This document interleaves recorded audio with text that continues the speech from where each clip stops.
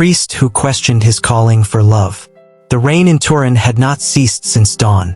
Matteo stood at the threshold of the old cathedral, soaked to the bone, his cassock clinging to his skin, the crucifix around his neck glinting faintly under the gray light.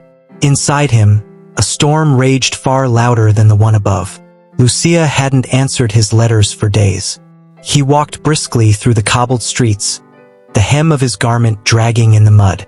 Every sound, the church bells, the splash of carriages, even children laughing in alleyways, mocked the confusion in his heart.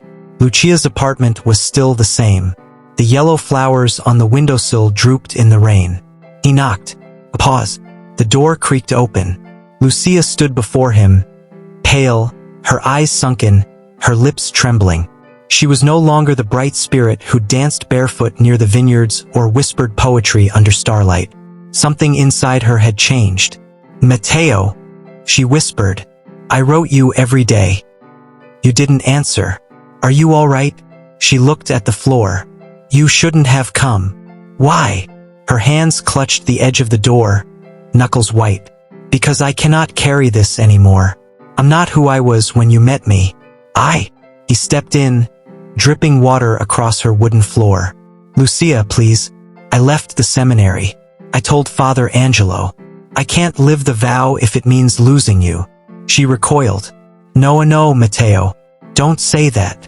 I did it for us. For love." She looked up then, eyes wide with disbelief, with sorrow, with guilt.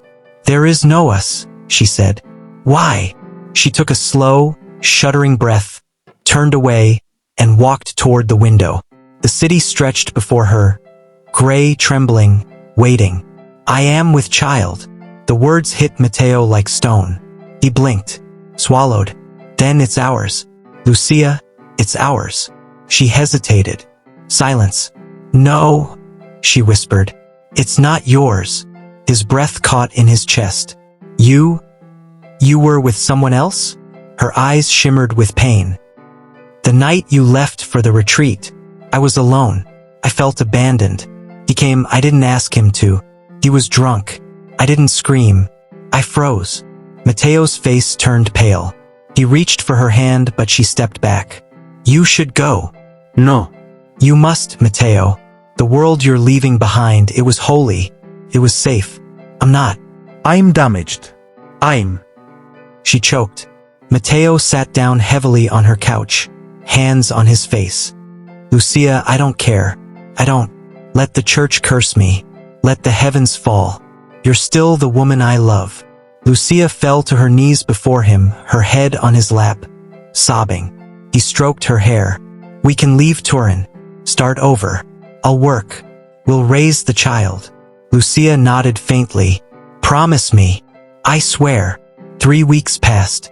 They left Turin for the countryside, renting a small cottage surrounded by olive trees and fields of lavender. It was far from the Vatican's eyes, far from judgment. Matteo found work translating Latin documents for a nearby monastery. Lucia began to paint again, soft portraits of angels, of forgotten saints, of Matteo. But peace is never eternal. One morning, she woke up in pain. Matteo rushed her to the clinic.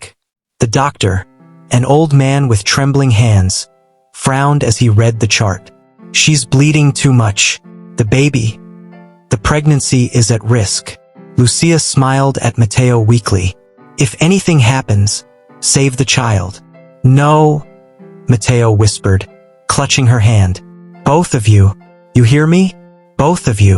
Hours passed. The sky outside turned gold and then black. The doctor stepped out. Matteo stood up. The doctor's eyes said it before his mouth did.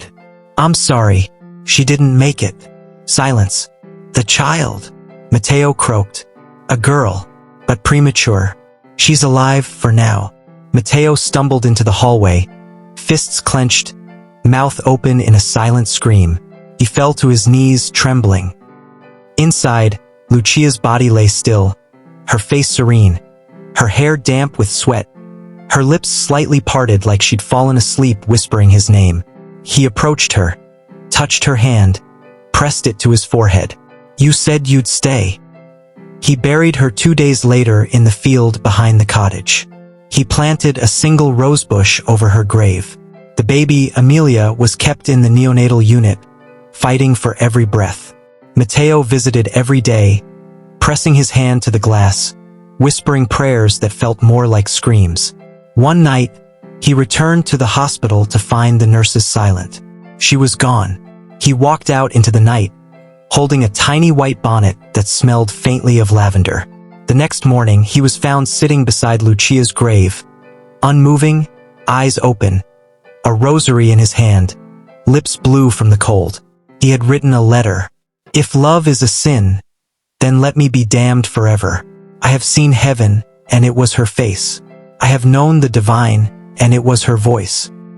Let the world forget me.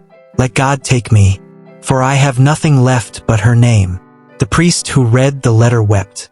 And in the spring, the rosebush over Lucia's grave bloomed blood red. Locals say no matter how cold the winter, the rose never dies. And when it rains in Turin, they say you can still see a young man walking barefoot, whispering a woman's name through the mist.